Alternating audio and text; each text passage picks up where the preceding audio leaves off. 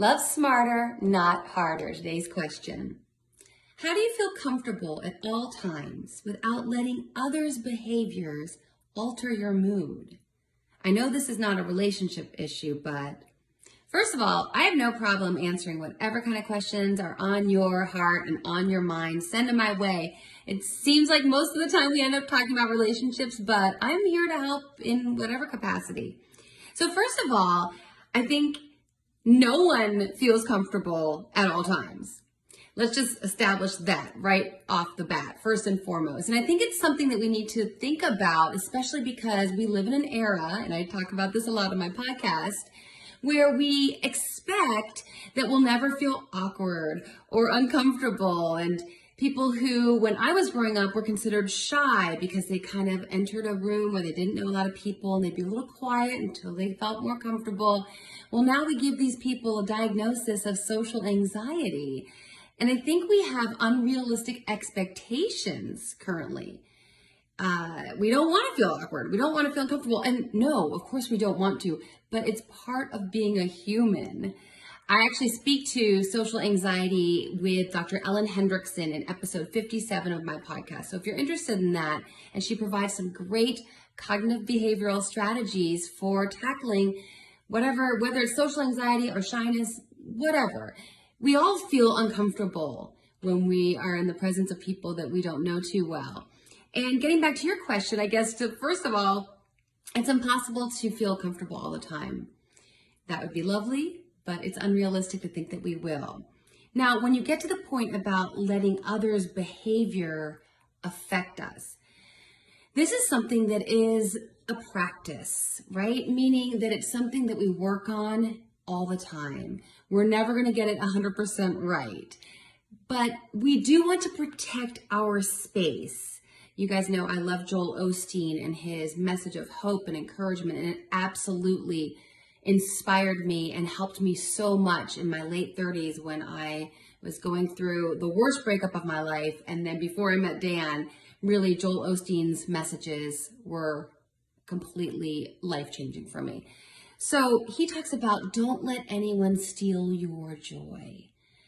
And this is something that we have to, like I said, we need to protect our emotional space.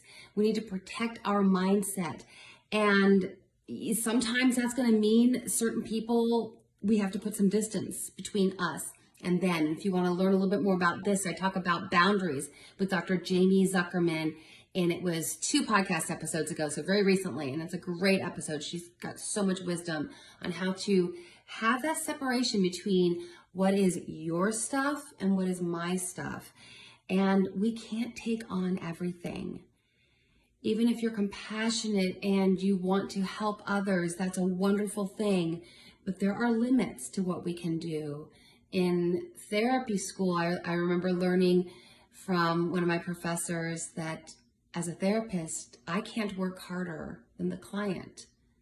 So getting to the idea of not taking on others' stuff too much. And in this case, you're talking about others' behavior affecting your mood.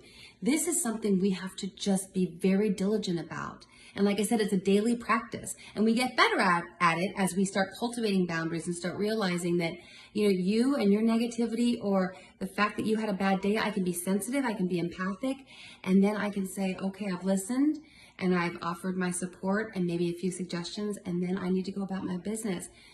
And I can't take that home with me, so to speak. So really, it's something that I think boundary work will be very helpful for you. I think also looking at what's realistic and rational, and I talk about that a lot of the podcasts about REBT, rational emotive behavior therapy. It would be irrational to think that I could be in a room full of people with bad attitudes and it wouldn't rub off on me, right? But if I leave that room, and sometimes it's harder than others to leave bad attitudes and people with that kind of energy. If you're at work and you've got a curmudgeon of a coworker, this practice that you work on is going to be harder than for someone who works in an office with a bunch of Susie Sunshines. But we have to own it, because I can't control his bad mood or her toxicity. I can only control what I allow into my space. And again, boundary work will help you with that. Working on your own mindset through, like I said, stuff like REBT, cognitive behavioral therapy strategies, all the stuff I talk about on my podcast all the time. Those are the sorts of practices that we integrate into our life on a daily basis so that we remember that I'm not responsible for everyone else feeling happy. I will be kind, empathic, but I can't fix their toxicity or fix their bad mood. And I certainly cannot let others' behavior and others' nonsense and others' foolishness affect me and cause me to lose my joy or to cause me to get into a bad mood. I hope that helps.